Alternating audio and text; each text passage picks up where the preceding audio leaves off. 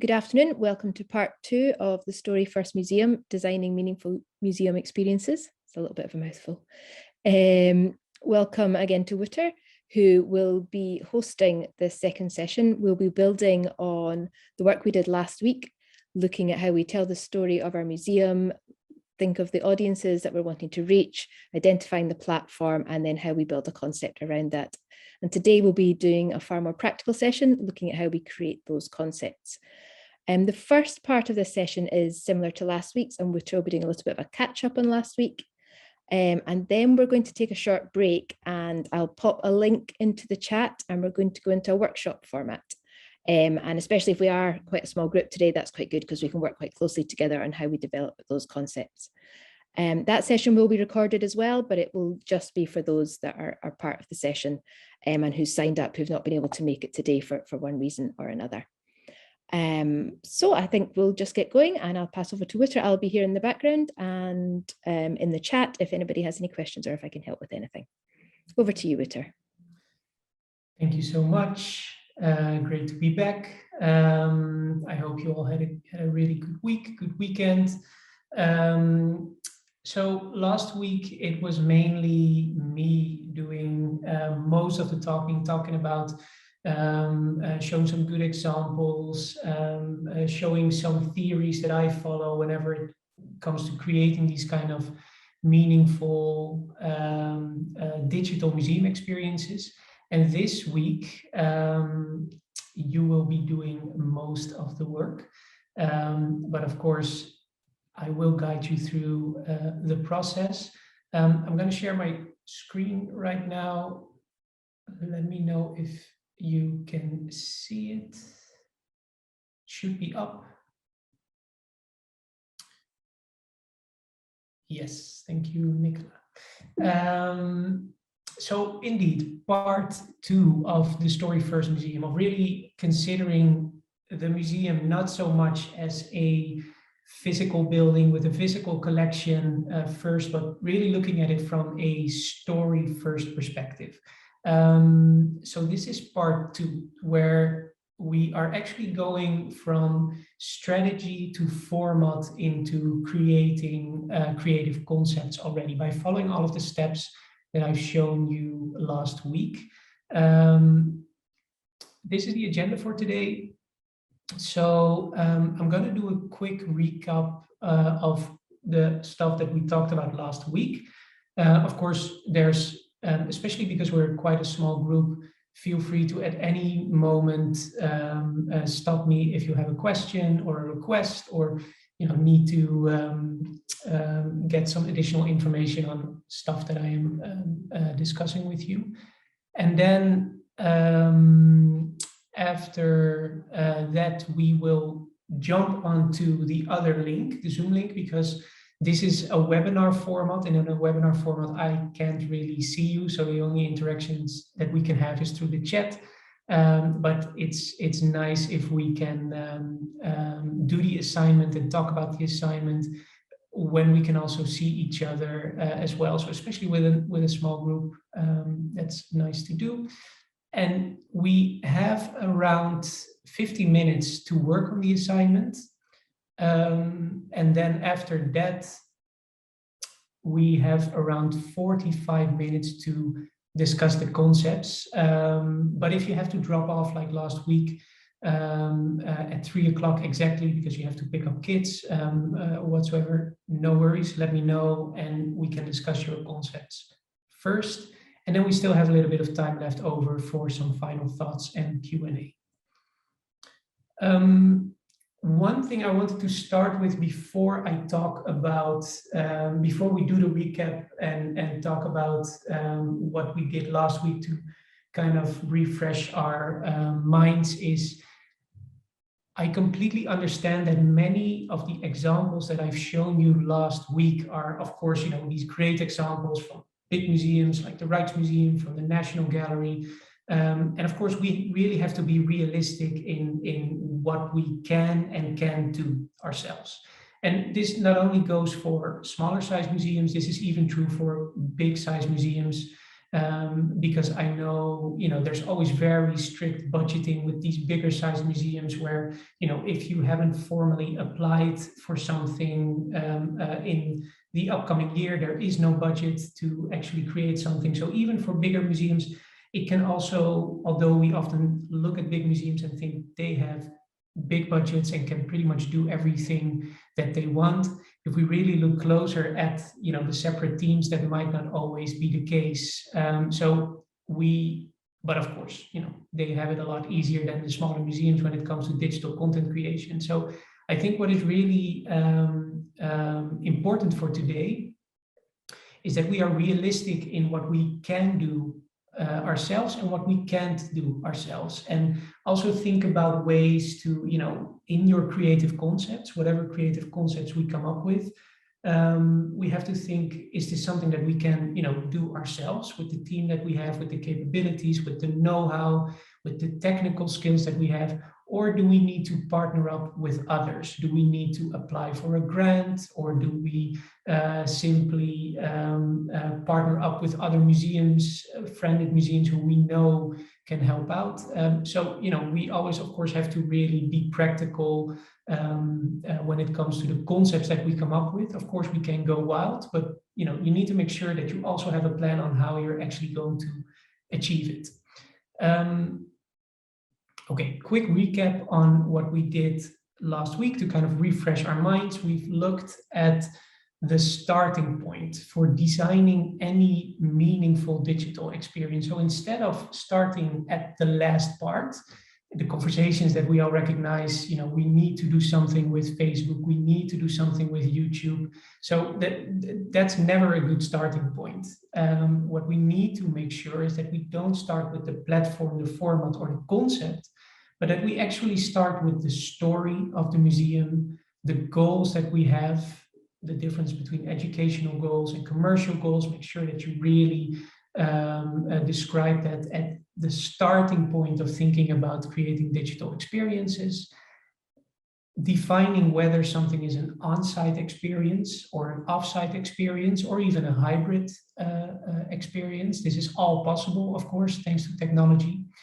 Thinking about audiences, one of the most important steps, like Nicola also mentioned in the introduction, really making sure that we understand who it is that we're trying to reach with designing those kind of experiences. Because I mentioned this last week, if you want to reach everybody, you're not going to reach anybody. So if you choose like a very broad audience and say, yeah, what we're creating right now is really for everybody, it means that you haven't defined clearly enough who it is that you want to reach. And even if you have a very small target audience, it doesn't mean that you're not going to reach anybody outside that target audience. It just means that you have focus for your concept. And then you start thinking about what topics might be of interest within that story world for that audience. And that's where you then logically start to think about platform, format, and concept. So I've created a template for the assignment, so we'll all become clear on how you're actually going to describe the answers to all of these steps. And we've also talked about the difference between trying to copy physical museum experience when it comes to creating digital content and creating new and unique digital experience. So for any digital experience, we should always try to avoid copying physical experience. Like in the examples that I've shown you last week, we should always look at the unique properties of the technology, of the platforms, to see what kind of unique experiences we can create with our stories for that particular audience. Another thing that we talked about was the difference, and this is of course also something that that I mentioned in the introduction before, the difference between looking at your museum purely as a physical entity or just as an entity that's trying to facilitate these meaningful interactions between collections, narrative, and humanity. So, and this was quite nice. I think, to find out last week when we discussed, our ideas on and our definitions actually on what a museum is. I think we were all quite aligned that it really comes from, your purpose as a museum to educate and to inspire and to entertain as well. And I think we were all pretty much aligned there. So I just wanted to reiterate what we talked about, because this really helps with creating meaningful digital experiences if we stop looking at museums as just purely physical entities. And then we also established that meaningful content is based on the purpose of your museum, combined with the needs of your audience and the dynamics of the platform where you're trying to reach that audience. So I think that's basically the magic formula, that if you always stick to your purpose, the needs of audiences that you're trying to reach, and really look closely at the dynamics of the platform on where you're trying to reach these audiences, that's kind of where the formula for success for any digital content actually is. Another really interesting thing, which I always find, which we also talked about last week, is the horseless carrot syndrome. And the horseless carrot syndrome, I don't know if you remember, but kind of explains that whenever there is a new technology, it's not always immediately clear what the added value of that technology is, right? So that's why it's called the horseless carrot syndrome, because the image that you see on the left is actually the first car. But the whole idea of a car, the whole notion of a car and the benefits of a car and what a car can and should do, as we know now, it wasn't clear 140 plus years ago. So in that sense, we looked at this model, the Gartner hype cycle, where whenever there's a new technology, it always kind of follows the same path. So, you have the new technology. There's a lot of expectations for that technology. We've looked at VR, for example. We've looked at Clubhouse, kind of the hype of last year. And we've established that, most of these new technologies, the expectations rise very highly, and then the disappointment when it isn't immediately clear what the added value of the technology is. The disappointment is also always quite big. And my suggestion, but again, everything that I am mentioning, of course, is always very subject to your personal beliefs, because it isn't an exact science. But what I always think is that as soon as a new technology is kind of integrated in the daily lives of our audiences, that's the moment when we as a museums should come on. So this was the example of Clubhouse. Clubhouse is right here at the moment, but it might be that after a year or so, it becomes an established platform for many of our museum audiences.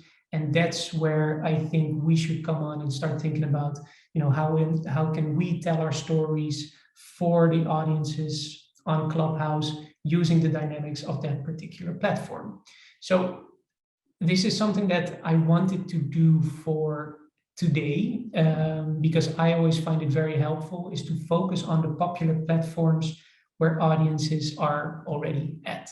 And this will also probably help you with a lot of museums, especially a couple of years ago, always took up a lot of ambitions and projects, like establishing their own platforms, their own apps,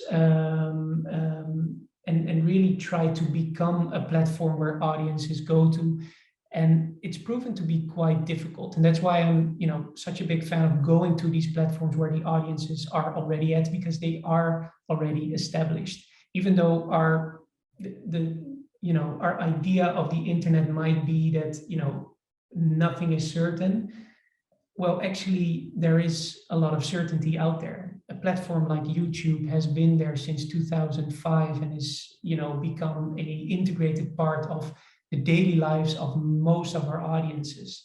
The same, of course, goes for Facebook or Instagram, or you have some of these really established platforms where I think it's really in our interest and in the interest of our audience if we try to focus our attention to those platforms. We have, of course, also talked about storytelling and the importance of storytelling. And even though it might be a very clear and logical concept for museums, we really need to take a step back and also look at how the great storytellers of our time, Hollywood, video games, you name it, how they establish engaging audiences through storytelling. Especially through transmedia storytelling, and we've touched upon this very briefly last week, where every experience, every story that we try to tell, no matter on what platform, even if it's as simple as a tweet or an Instagram post or an audio guide, every digital story should be fulfilling in itself. And this is where I think we should differ a little bit from the more commercial or marketing enterprises where we have the obligation to tell these kind of fulfilling stories on each of those platforms without too much of like a cross-marketing approach where you take one part of the story there and one part of the story there. No, I firmly believe that every experience should be fulfilling in itself. And of course, we've looked at how to construct story worlds. So all of these steps, the basic steps that we went over last week and the theories that we went over last week, is there anything left where you feel not so informed about, or maybe want to dive a little bit deeper before we actually go into the assignment itself? I think this is the chance to kind of go over what we talked about last week. And if you want to go a little bit deeper or have any additional questions whatsoever, let me know in the chat or in the Q&A. Before we go and actually try it. And again, I see there's more people who have joined. While people might be thinking about some questions to put in the chat or in the Q&A, we're actually going to drop off in a minute or so to another Zoom link, which you have all received in the email. I see, I hope I pronounce your name correctly. I would say in Dutch, we would call you Rut, saying you weren't there last week. No worries. I hope this small recap was useful to you. And everything will become clear in the assignment as well when we start thinking about the template.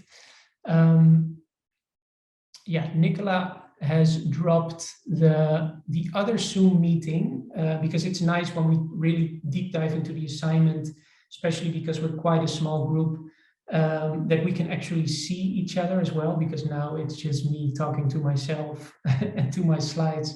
So if we go to the other Zoom meeting, and the new chat is in the link as we speak, and also make sure to copy the passcode as well, because that's something that you will have to add when you join that link. It's an open link, so if you click on it, then it should open and you need the passcode to enter.